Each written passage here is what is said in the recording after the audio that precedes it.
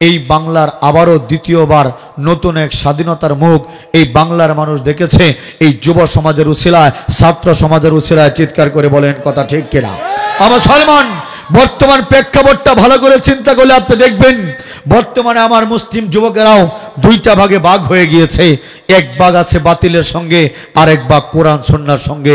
চিৎকার করে বলেন কথা ঠিক কিনা?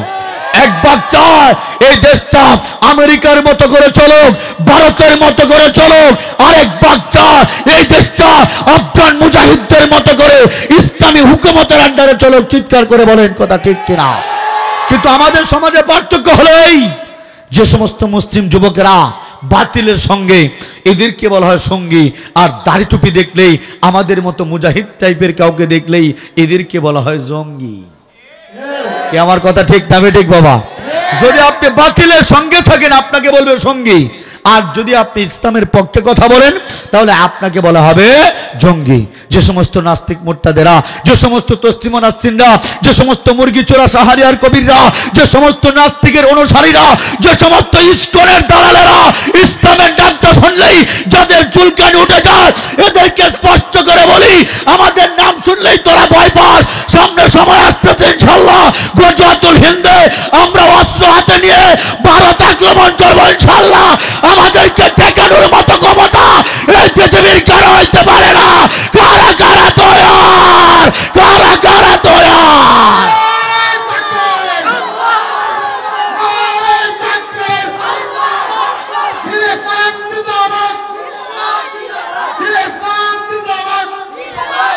আল্লাহু আকবার।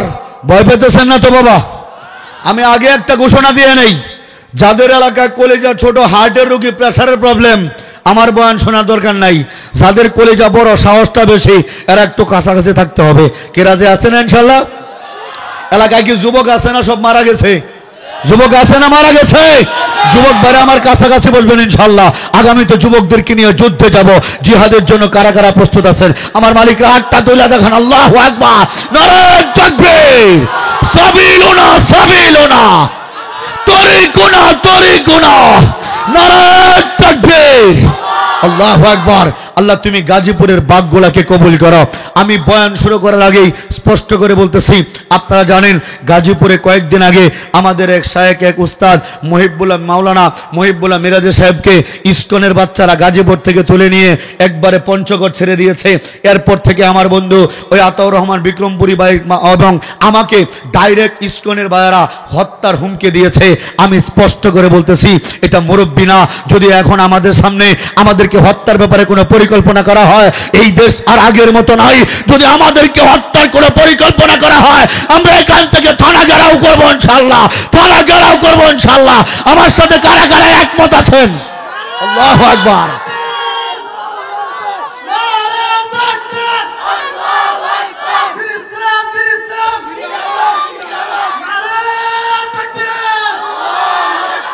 সত্য ধর্ম, একমাত্র মনোনীত ধর্মের নাম হলো ইসলাম।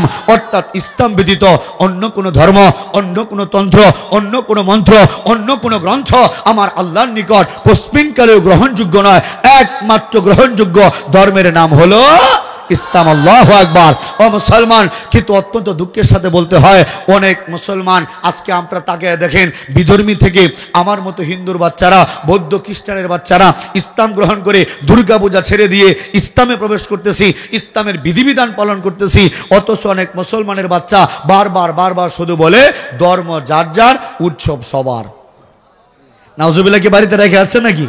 আমার মুসলমান, এটা একটা কুফরি মতবাদ, এটা একটা কুফরি আকীদা। ধর্ম যার যার, উৎসব সবার হয় কেমনে?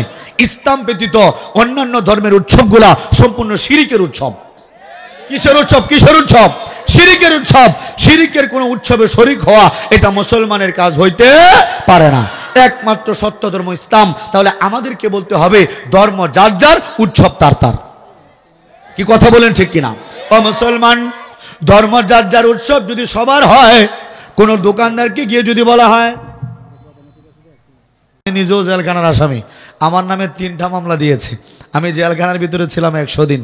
তবে আমার জন্য একটা, আপনাদের জন্য সুসংবাদ, আমার তো কাজটা আপনারা ইতিমধ্যে বুঝেছেন। বাংলাদেশের ইতিহাসে আমার যিনি উস্তাদ আল্লামা খালেদ সাহেবুল্লাহ সাদি সাহেব, আমাদের মুরব্বী চিনবে, ওনার সাথে আমরা একসাথে জেলখানায় ছিলাম।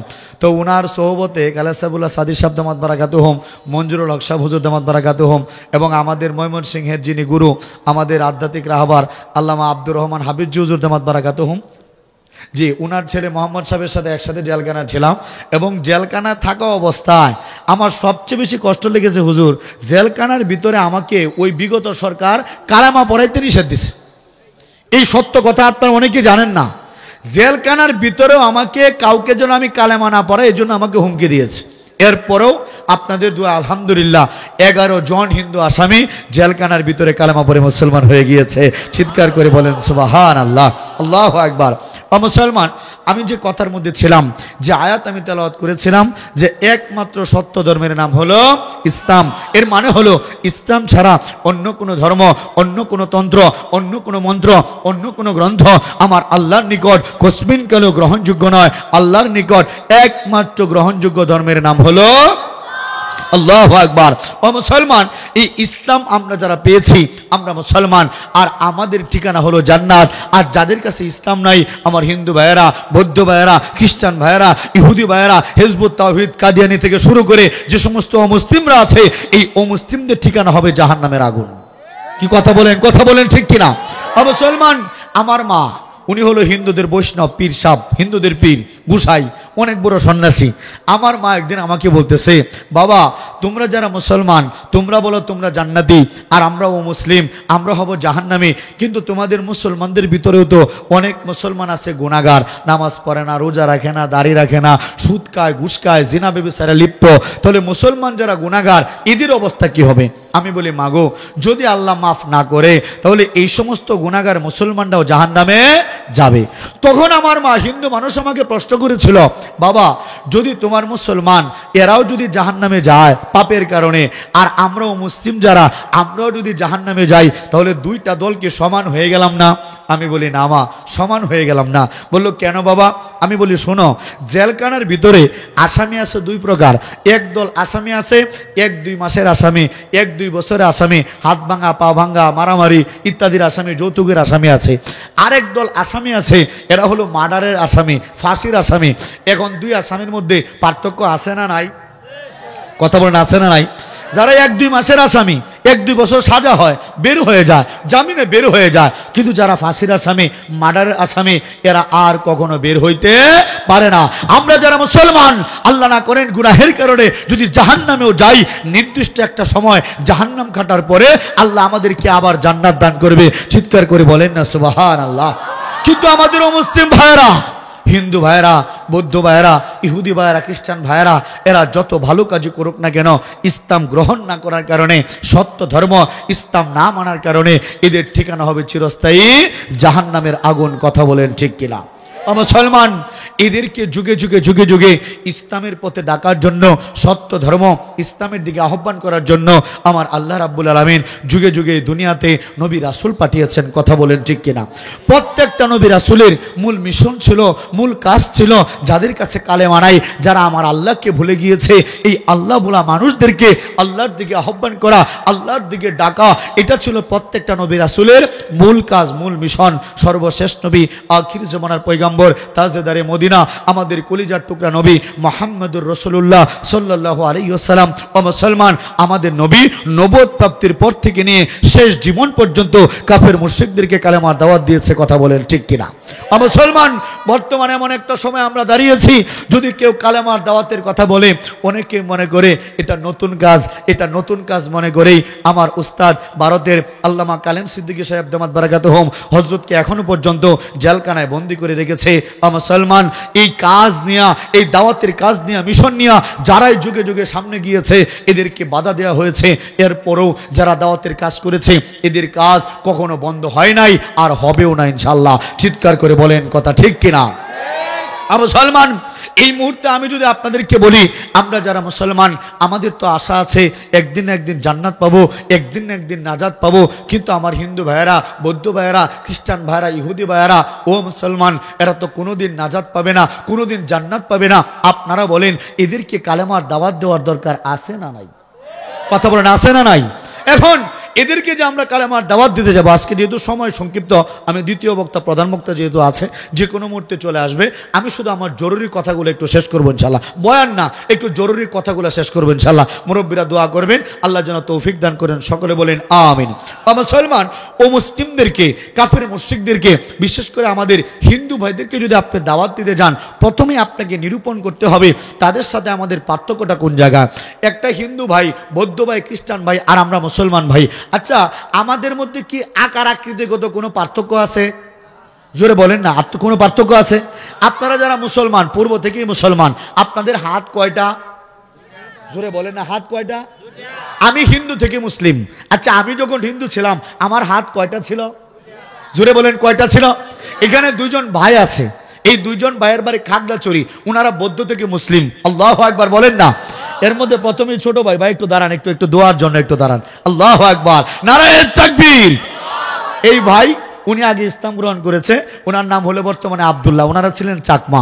তো উনি যখন ইসলাম গ্রহণ করেছে তখন ওনার বড় ভাই, ওনার নাম ছিল রতন চাকমা, ওনার বাবা ওনাকে পাঠাইছিল যে ছোট ভাই যে ইসলাম গ্রহণ করছে, ছোট ভাইটা কেমন আছে, ইসলামটা কেমন ধর্ম, শান্তিতে আছে না কষ্টে আছে, এটা পরীক্ষা করতে আইসা বড় ভাই নিজেও ছোট ভাইয়ের কাছে কালেমা পড়ে মুসলমান হয়ে গিয়েছে। জোরে বলেন না আল্লাহু আকবার। বাবাজি, আচ্ছা ওনারা যে বৌদ্ধ থেকে মুসলমান হয়েছে, ওনাদের বৌদ্ধ থাকা অবস্থায় হাত কয়টা ছিল? পা কয়টা ছিল? কান কয়টা ছিল? চোখ কয়টা ছিল? আচ্ছা, আকার আকৃতিগতভাবে আমি হিন্দু থেকে মুসলমান হওয়ার পরেও আমার সাথে আপনাদের কোনো পার্থক্য আছে? এই বৌদ্ধ থেকে মুসলমান হওয়া ওনাদের সাথে কোনো পার্থক্য আছে? অনেকে প্রশ্ন করতে পারে তাহলে খ্রিস্টানদের মনে হয় একটু পার্থক্য আছে। না বাবা, আমার কাছে ওই ধর্মের লোকও আছে। ভাই একটু দাঁড়ান না, আল্লাহু আকবার, আল্লাহু আকবার। আমাদের নও মুসলিম জসিমউদ্দিন ভাই, উনি খ্রিস্টান থেকে মুসলমান হয়েছে, আপনারা খুশি না বেজার? আচ্ছা, উনি যখন খ্রিস্টান ছিল ওনার হাত পা যে কয়টা ছিল, দেখেন তো আমরা যারা মুসলমান আমাদেরও কি এই কয়টাই আছে না নাই? তার মানে বোঝা গেল আল্লাহু আকবার, এখানে চার ধর্ম থেকে আসা মানুষ আছে। আপনারা মুসলমান থেকে মুসলমান, আমি হিন্দু থেকে মুসলিম, আমার ভাইয়েরা বৌদ্ধ, বসো ভাই, আমার ভাইয়েরা বৌদ্ধ থেকে মুসলিম, এই ভাই খ্রিস্টান থেকে মুসলিম। তার মানে বোঝা যায় হিন্দু, বৌদ্ধ, খ্রিস্টান, ইহুদি, নাসারা যা আছে পৃথিবীর সকলের হাত দুইটা করে, পা দুইটা, কান দুইটা, চোখ দুইটা, মাথা একটা। তার মানে বোঝা যায় আমাদের মালিক ভিন্ন ভিন্ন হইতে পারে না, সকলের মালিক মূলত এক মালিক। চিৎকার করে বলেন কথা ঠিক কিনা? আমরা মুসলমান, আমাদের দেহ কাটতে একটা রক্ত বের হয়, রক্তটা রং হলো আমাদের রক্তটা লাল।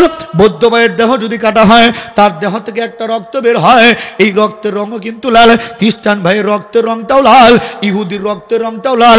এর দ্বারা বোঝা যায় এই রক্তের মালিক ভিন্ন ভিন্ন হইতে পারে না, এই রক্তের স্রষ্টা হলো একজন। কয়জন কয়জন কয়জন? গোটা পৃথিবীর দিকে আপনি তাকায় দেখেন, এই গোটা পৃথিবীর মধ্যে আমরা যারা মুসলমান, আমরা যে যেখানে থাকি, যেখানে অবস্থান করি না কেন, আমরা বিশ্বাস করি तमाम বিশ্বজাহানের সৃষ্টিকর্তা স্রষ্টা প্রভু মালিক মূলত একজন। কিন্তু গভীর মনোযোগ দিয়ে দেখেন, ভালো করে খেয়াল করে দেখেন, মালিক যে একজন, এই চরম সত্য কথাটা হিন্দুরা মানে না, বৌদ্ধরা মানে না, ইহুদিরা মানে না, খ্রিস্টানরা মানে না। অর্থাৎ তামাম পৃথিবীর মালিকের সংখ্যা যে একজন, এই চরম সত্য কথাটা নিয়ে গোটা পৃথিবীর মধ্যে তুলফার, গোটা পৃথিবীর মধ্যে ভাগাভাগি। আমরা যারা মুসলমান আমরা বিশ্বাস করি মালিক একজন, কিন্তু ও মুসলিম ভাইরা এক মালিকে বিশ্বাস করে না, এরা কেউ দ্বিত্ববাদে বিশ্বাস করে, কেউ তৃতীয়বাদে বিশ্বাস করে। আর আমার মা 33 কোটি দেব দেবীর পূজা করত, তবে আমার মাকে বোঝানোর পরে আল্লাহু আকবার, আমার মা আমার মা আমার মা আমি আদমের হাতে হাত রেখে কালেমা পড়ে মুসলমান হয়ে গিয়েছে। জোরে সরে বলেন না সুবহানাল্লাহ। মুসলমান, আমার মাকে যেভাবে দাওয়াত দিয়েছিলাম, এই দাওয়াতটা যদি আপনারা বুঝেন, আপনারাও ইনশাল্লাহ হিন্দু ভাইদেরকে দাওয়াত দিতে পারবেন। আমি আমার মাকে বলেছিলাম, মা আমরা মুসলমান। আমার কোরআনে কারিমের সূরা ইখলাসের 1 নম্বর আয়াতের মধ্যে আল্লাহ রাব্বুল আলামিন ইরশাদ করেছেন, কুল হু আল্লাহু আহাদ, অর্থাৎ মালিক একজন। আমার মা বলতো, বাবা এটা তোদের কোরআনের কথা, আমরা তো হিন্দু মানুষ, আমরা তোদের কোরআন মানি না, আমরা তো মানি মন্ত্র। তারা কি মানে? আমি বলি মাগো আমরা মুসলমান, যদি কোরআনকে অস্বীকার করি তাহলে আমাদেরকে তো মুসলমান বলা যাবে না। আপনারা কি বলেন? যদি কোরআনকে আমরা কি অস্বীকার করি আমাদেরকে মুসলমান বলা যাবে?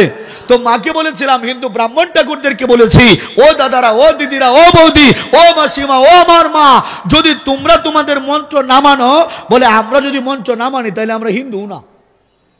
কি কথা বলেন ঠিক কিনা?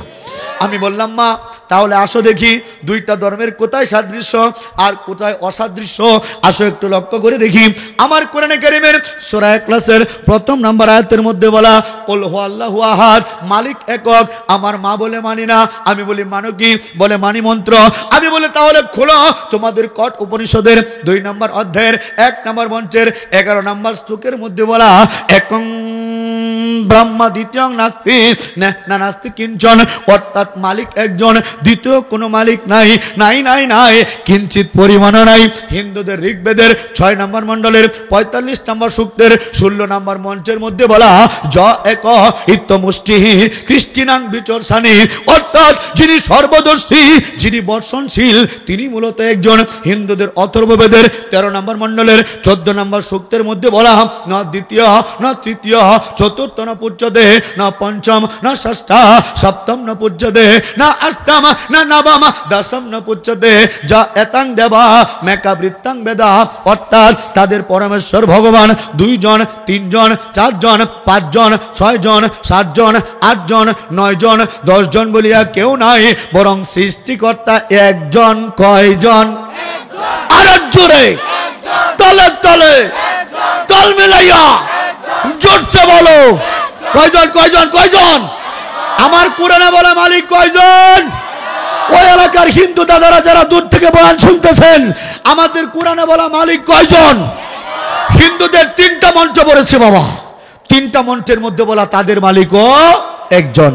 একটা মঞ্চের ব্যাখ্যা দেওয়ার মতো, সত্য উদ্ঘাটন করার মতো হিন্দু এখনো ভারত বাংলার জন্ম হয় নাই বাবাজি। ও বাবাজিরা আমার, আমার কোরআনে বলা মালিক একজন, হিন্দুদের মন্ত্রেও বলা মালিক একজন। তাহলে 2 জায়গা মিলে গেল না? কি কথা বলেন, মিলে গেল না? আমার মাকে যখন বলছি, ও মা মিলে তো গেল, কোরআনেও তো বলা এক মালিকের কথা, তোমার মঞ্চেও তো বলা এক মালিকের কথা, বললো বা মিললো তো ভালোই হলো, তাতে আমার মুসলমান কেন হতে হবে? আমি বলি মাগো, আমরা যে এক মালিকের উপাসনা করি, আমরা যারা মুসলমান, আমাদের মধ্যে যে যাই কিছু করুক, যে যে দলই করুক, আমাদের মধ্যে যত ভাগাভাগি থাকুক, আমরা সব মুসলমান পরস্পর ভেদাভেদ ভুলে গিয়ে এক আল্লাহ, এক মালিক, এক আল্লাহর সামনে মাথা নত করি, আমরা অন্য কারোর সামনে মাথা নত করি না। চিৎকার করে বলেন কথা ঠিক কিনা? আমি মাকে বলেছিলাম, মা তাহলে তোমাদের মঞ্চেও তো বলা একজন মালিক, একজন মালিক, আমাদের কোরআনেও বলা একজন মালিক, আমরা বলে দিতে পারি গো, আমাদের এক মালিকের নাম হলো, জোরে বলেন, আমাদের মালিকের নাম, আমাদের প্রভুর নাম, আমাদের স্রষ্টার নাম, আমাদের রিজিক দাতার নাম, আমাদের মৃত্যু দাতার নাম, আমাদের নাজাত দাতার নাম আল্লাহু আকবার। যে কোনো মুসলমান আমরা চিৎকার করে বলতে পারি আমাদের এক মালিক, আর সেই মালিকের নাম হলো আল্লাহ।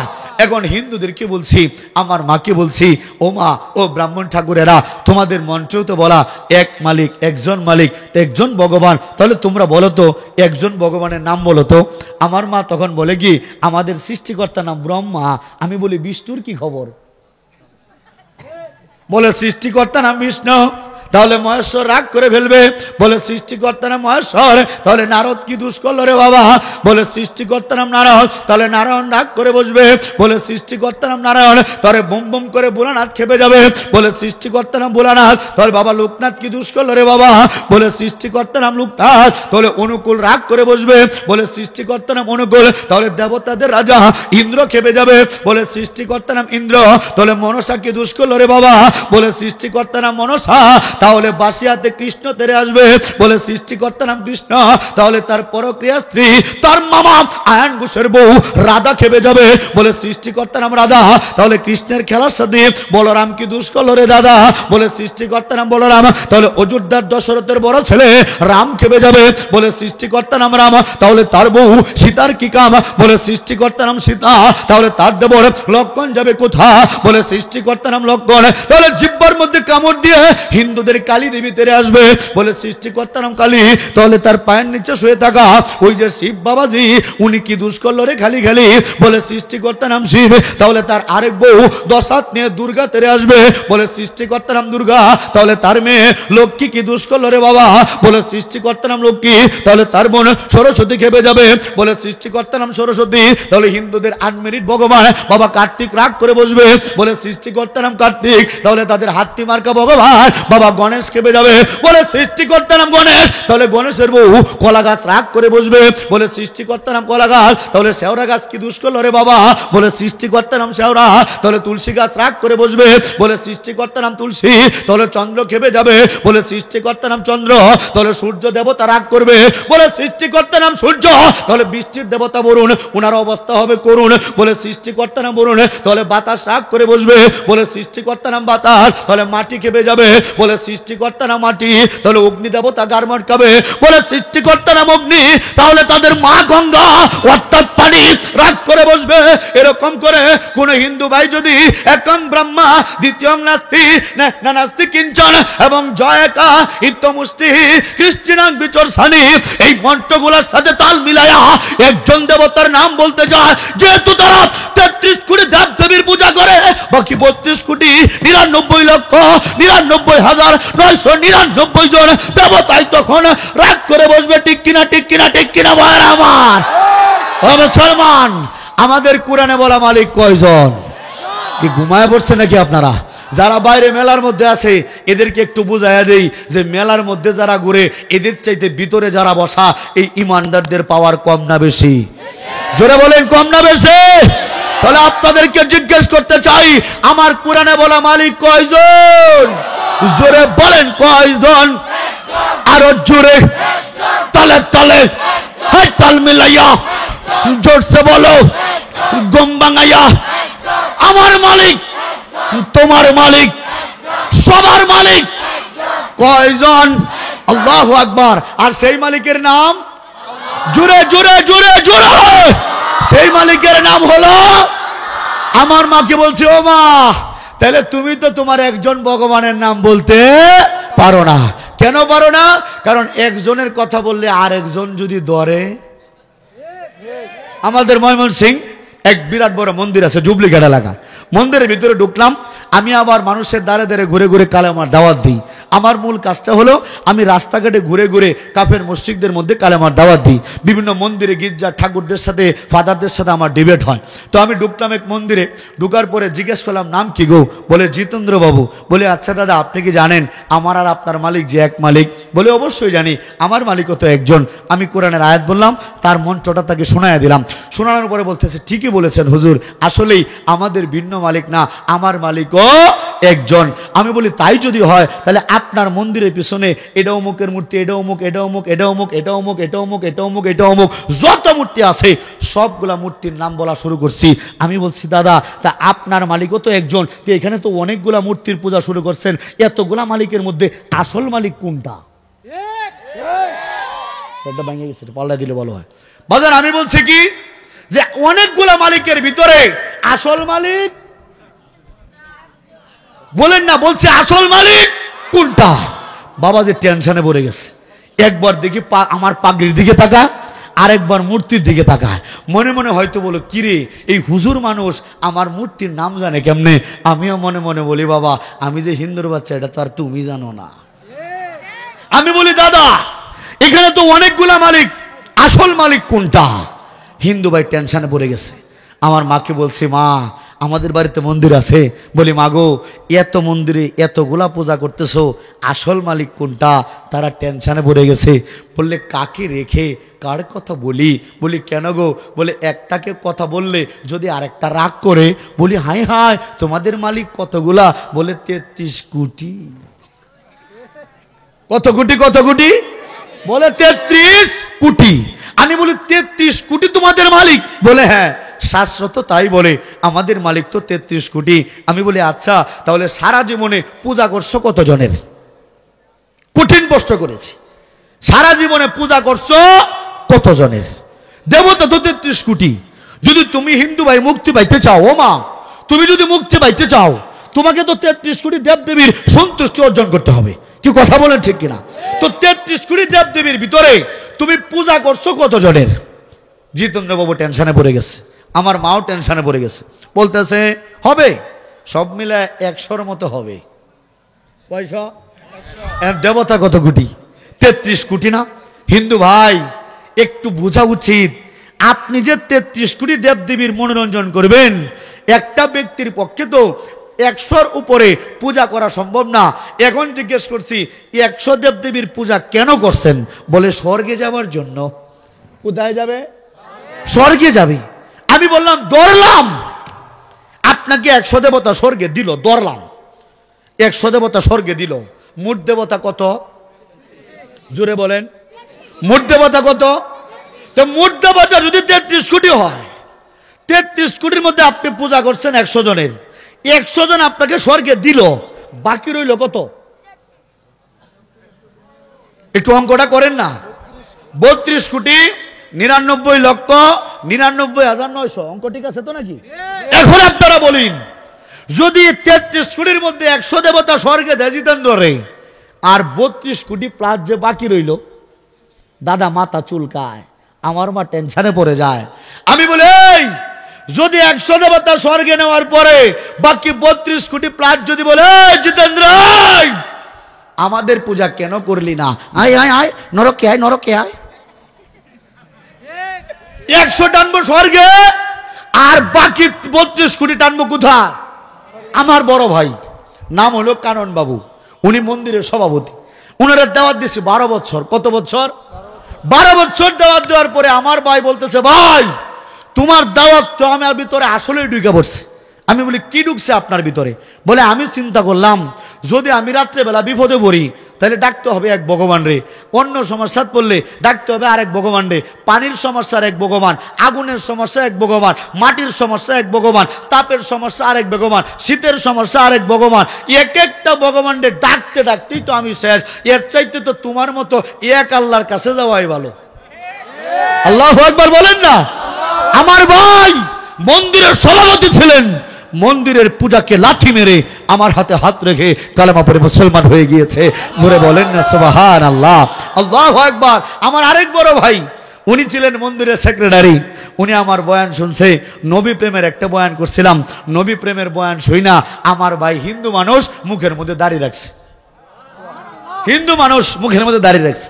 দাড়ি রাখার পরে আল্লাহ কেমন তাকে সুযোগ দিয়েছে, স্বয়ং রাসূল পাক সাল্লাল্লাহু আলাইহি ওয়াসাল্লামকে স্বপ্ন দেখে নবীর হাতে হাত রেখে আমার সেই মন্দিরের সেক্রেটারি আলহামদুলিল্লাহ সপরিবারে কালেমা পড়ে মুসলমান হয়ে গিয়েছে। জোরে বলেন না সুবহানাল্লাহ, আল্লাহু আকবার। তাহলে হিন্দু ভাইরা তো বিপদে আছে। দেবদেবী 33 কোটি এতগুলার পূজা করবে কখন? এর চাইতে এক মালিকের উপাসনা করতে হবে, এছাড়া ভিন্ন কোনো মালিক হইতে পারে না, মালিক হইতে পারে না। চিৎকার করে বলেন কথা ঠিক কিনা? মালিক কয়জন? কয়জন? জোরে বলেন কয়জন? কয়জন? কয়জন? এখন হিন্দু ভাই বলে হুজুর আপনি তো আমার চোখ খুলে দিয়েছেন, আসলেই তো আমি যদি একজনকে পূজা করি 100 জনের পূজা করি আরো তো কোটি কোটি পাখি থাকবে, এরা তো আমাকে টানবে নরকের দিকে, তাহলে আমার পথ কি, আমার উপায় কি? আমি বলি উপায় কোরআন থেকে বললে হবে? বলে না, কোরআনে তো আল্লাহর কথাই বলা। বলি তাহলে কি শুনতে চান? বলে হুজুর আমাদের কি এমন কোন মন্ত্র আছে যে মন্ত্রের মধ্যে আপনাদের আল্লাহর কথা বলা আছে? আমি বলি অবশ্যই, আপনাদের প্রধান ধর্মগ্রন্থ বেদ, এই বেদের অথর্ব বেদের অল্পনিষদের মধ্যে বলা হোতারমেন্দ্র মহাসুরেন্দ্রবু অল্লে জ্যেষ্ঠং শ্রেষ্ঠং পরমং পুণ্যং ব্রহ্মণং অল্লাম অল্লু রাসুল মোহাম্মদ রকং বরস্য অল্লু আল্লাহ আদল্লাং বুকম একং আল্লাহ বুকং বিখ্যাতগম, অর্থাৎ দেবতাদের রাজা আল্লাহ, আদিও সকলের বড় ইন্দ্রের গুরু আল্লাহ, পূর্ণ ব্রহ্মা, অক্ষয় অব্যয় স্বয়ম্ভু মোহাম্মদ আল্লাহর রাসুল পরম বরণীয়। এই মঞ্চ দ্বারা প্রমাণ হয়ে যায় প্রত্যেকটা হিন্দু ভাইয়ের সৃষ্টিকর্তার নাম হলো আল্লাহ। মালিকের নাম, প্রভুর নাম, স্রষ্টার নাম, রিজিক দাতার নাম, এই আল্লাহ ভিন্ন আর অন্য কোনো উপাস্য হইতে পারে না। ওই দিন দাওয়াত দিতেছিলাম নেত্রকোনা রেল স্টেশনের পাশে, রেল কোচিং এর পাশে। দাওয়াত দিতেছে এক ভিক্ষুক মহিলা, হিন্দু মহিলা, গলার মধ্যে মালা, একবারে বুড়া, থুরথুরে লাঠি দিয়ে হাঁটে, একবারে বুড়া মহিলা। তো মহিলাকে কিছু টাকা ভিক্ষা দিয়ে ভাবলাম তাকে দাওয়াতটা দিয়ে দিই, সত্যের দাওয়াতটা দিয়ে দিই। আমি আবার ও মুসলিম দেখলে দাওয়াত না দিয়ে থাকতে পারি না, আমার কলিজাটা পোড়ায়। আহারে, এই মানুষটাকে আগুনের মধ্যে পোড়াবে, চিতার মধ্যে পোড়াবে, আমি এটা সহ্য করতে পারবো না। আমি বুড়া মহিলাকে দাওয়াত দিলাম, বুঝাইলাম, ইসলামের কথা বললাম, আল্লাহর কথা বললাম। এই বুড়া মহিলা আমারে বলতেছে কি জানেন? বলে, এই হুজুর, আপনি যে বলতেছেন আপনার আল্লাহকে মানার জন্য আমি যে মূর্তির পূজা করি, আমার মূর্তিগুলো তো আমি দেখে দেখে পূজা করি, আপনাদের আল্লাহকে তো না দেখে মানতে হয়। তো আপনার আল্লাহ যে আছে না নাই, আপনার আল্লাহকে আমরা দেখাইতে পারবেন? কঠিন কথা বলেছে আমার বুড়া মহিলা। আমারে বলতেছে, হুজুর আপনি কি আল্লাহরে দেখাইতে পারবেন? আমি বলি, কেন নয়, আপনার বোর্ডের মধ্যেই তো আল্লাহর নাম লেখা আছে। জোরে বলেন না সুবহানাল্লাহ, আরো জোরে, আরো জোরে, আরো জোরে সুবহানাল্লাহ, আল্লাহু আকবার। ইতিমধ্যেই যখন মহিলার সাথে আমার কথা হচ্ছে, আশপাশ থেকে অনেক কন্টেন্ট ক্রিয়েটররা বের করেছে, দেখতেছে কি হয় কি হয় না। দেখি পিছনে একটা পানের দোকান, আর পানের দোকানের ভিতরে একটা বড় পোস্টারের মধ্যে লেখা আল্লাহ। জোরে বলেন না আল্লাহু আকবার। একটা কলম দাও, আমার একটা কলম দাও, একটা কলম দাও। আমি একটা বিষয় আপনাদেরকে দেখাই, আমাদের সবার মালিককে। জোরে বলেন, সবার মালিককে। আচ্ছা, এই পৃথিবীতে যত প্রোডাক্ট আছে, যত পণ্য আছে, এই প্রত্যেকটা পণ্যের কোম্পানির নাম লেখা আছে না নাই? যেমন এই পানির বোতলটা, এটা যে কোম্পানি বানিয়েছে, ফ্রেশ কোম্পানি, তার নাম লিখে দিয়েছে। আমাদের হাতের ঘড়িটা, এটার একটা কোম্পানির নাম লেখা আছে। আমাদের প্রত্যেকের সাথে একটা মোবাইল ফোন আছে, এই ডিভাইসটারও একটা কোম্পানির বিভিন্ন ক্যাটাগরির নাম আছে। তো পৃথিবীর সর্বশ্রেষ্ঠ সৃষ্টি হলো মানুষ, আর এই মানুষ যে মালিক বানিয়েছে, মালিক তার একটা অস্তিত্ব, একটা নিদর্শন এই মানুষের মধ্যে লিখে দিবে না, এটা তো হতে পারে না। আমাদের সবার মালিকের নাম যে আসলে কি, হিন্দু, বৌদ্ধ, খ্রিস্টান এদেরকে সহজে দাওয়াত দেওয়ার জন্য একটা টিপস আপনাদেরকে শিখিয়ে দেই। জোরে বলেন আল্লাহু আকবার। শিখবেন নাকি? শিখবেন নাকি আপনারা? আচ্ছা, আপনাদের সকলের ডান হাতটা সাথে আছে? ডান হাতটা একটু উপরে তুলেন তো, ডান হাতটা একটু নিজের দিকে রাখেন, আমি বললে পরে নামাবেন।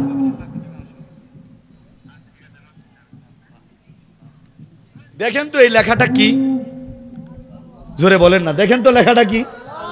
মাদ্রাসার ছাত্র আছেন, উস্তাদরা আছেন, আমার বাবার মুরব্বী, আমার বাজান আছেন, ভুল হলে আমাকে ধরাইয়া দিবেন। আমি আমার উস্তাদের কাছ থেকে শিখেছি। এই আল্লাহ শব্দটা আপনারা সবাই দেখছেন তো নাকি? কি সবাই দেখছেন তো নাকি? এখন আসেন, আমি বুড়া মহিলাকে দেখিয়েছিলাম, তরতর করে কাঁপতে কাঁপতে ওইখান থেকে চলে গিয়েছে। হাতটা একটু উপরে তোলেন, হাতটা একটু উপরে তোলেন। আল্লাহু আকবার। আপনার নিজের দিকে হাতটা ঘুরান, নিজের দিকে ঘুরান, আমার সাথে সাথে পড়েন, দেখেন তো মিলে কিনা। বলেন, আলিফ লাম লাম হা। কি হলো? জোরে বলেন, কি হলো? এই হাতের 5টা আঙ্গুলের বিন্যাসের মধ্যে মালিকের নাম কি লেখা? জোরে বলেন না, মালিকের নাম কি লেখা? এই হাত কি শুধু মুসলমানের, হিন্দু ভাইদের নাই, বৌদ্ধ ভাইদের নাই, ইহুদি খ্রিস্টানের নাই? তাহলে ও দুনিয়ার মানুষ, তোমার হাতের এই 5টা আঙ্গুলের বিন্যাস থেকে প্রমাণ হয়ে যায় তোমার সৃষ্টিকর্তা বৌদ্ধ ভগবান নয়, তোমার সৃষ্টিকর্তা যীশু খ্রিস্ট নয়, তোমার সৃষ্টিকর্তা 33 কোটি দেবদেবীর কেউ নয়, বরং তোমার সৃষ্টিকর্তার নাম হলো আল্লাহ। মালিকের নাম, স্রষ্টার নাম, প্রভুর নাম, রিজিক দাতার নাম, মৃত্যু দাতার নাম, নাজাত দাতার নাম। এই আল্লাহকে বাদ দিয়া যদি কেউ ভিন্ন কোনো মালিকের উপাসনা করে, যদি আল্লাহকে বাদ দিয়া অন্য কারো কাছে সাহায্য চায়, অন্য কারো কাছে মাথা নত করে, ইসলামের পরিভাষায় এর নাম হলো শিরিক। এর নাম কি? আজকে সবচেয়ে বেশি কষ্ট লাগে, আপনাদেরকে বলি, মন খারাপ করবেন না বাবা, আমার মতো মুসলিমের সন্তানেরা ইসলাম গ্রহণ করেছি, দুর্গা পূজা ছেড়েছি, আর কিছু মুসলমানের বাচ্চারা, হিন্দুরা পূজা করে দুর্গার, আর এরা পূজা করে দরগার। বললেই তো আমি খারাপ হয়ে যাব, দরগার বাবারা আমাকে আটকাবে, কিন্তু আফসোস লাগে, কষ্ট লাগে। হিন্দুরা পূজা করে দুর্গার, আর নামদারি কিছু মুসলমান এরা পূজা করে দরগার। কথা বলেন, আছে না নাই? অথচ দুর্গার দরগার মধ্যে খুব একটা পার্থক্য নাই, একটা দীর্ঘকারের পার্থক্য। দুর্গার নিচে দীর্ঘকার দিলে দুর্গা, আর দীর্ঘকার কেটে দিলেই দরগা। কথা বলেন ঠিক কিনা? হিন্দুরা দুর্গা গিয়ে ডাক দেয় মা, দুর্গা পূজা গিয়ে কি ডাক দেয়? মা। মা তুমি শক্তির দেবী, শক্তি দাও, ধন দৌলত দাও, এটা দাও, ওইটা দাও। আছে না নাই? কথা বলেন, কথা বলেন, আছে না নাই? আর নামদারি কিছু মুসলমান এরা গিয়ে ডাক দেয় বাবা, এরা ডাক দেয় মা, আর এরা গিয়ে কি ডাক দেয় বলে কি জানেন? বেম্বগঞ্জের ফিরিতে 8 রশির ফিরিতে হয়, 14 রশির ফিরিতে হয়, দেওয়ান বাগের ফিরিতে হয়, কুতুব বাগের ফিরিতে হয়, রাজার বাগের ফিরিতে হয়, মাঝি ভান্ডারির ফিরিতে হয়, সার করলা মন করলা গো এমন বাবা, কেবলা কাবা আর হবে না জগতে বাবা। আহা আহা, আছে না নাই? কথা বলেন যুবকরা, কোথায় আছে না নাই? মূলত এই প্রত্যেকটা দরগার মূল জিনিসটার নাম হইল গাঞ্জা। মূল জিনিসটার নাম কি? আপনাদের এলাকায় তোর বাবারা নাই, বাবার মুরিদরা তো মনে হয় নাই, গরু কাছে নিয়ে যাওয়ার লোকজন মনে হয় নাই। এদের মূল টার্গেট হলো গাঞ্জা। এই যে লালনের দরবারে গাঞ্জার আসর বসে না, একটা প্রধান তাদের একটা গন্ডগোল ছিল, যদি গাঞ্জা বন্ধ করে দিই তাহলেই তো হয়, গাঞ্জা যদি বন্ধ করে তাহলে দরবারে বন্ধ হয়ে যাবে। কথা বুঝতেছে নাকি আপনারা? বাবা, এই গাঞ্জার এই নেশা আমাদের সমাজটাকে আজকে ধ্বংস করে দিয়েছে, সমাজটাকে নষ্ট করে দিয়েছে। এই জন্য আসুন আমরা এই সমস্ত শিরিক থেকে, বেদাত থেকে সরে আসি, একমাত্র সত্য ধর্ম ইসলামের উপর অটল থাকি। আল্লাহু আকবার। আর এটার জন্য এই মাদ্রাসাগুলোর দরকার আছে না নাই?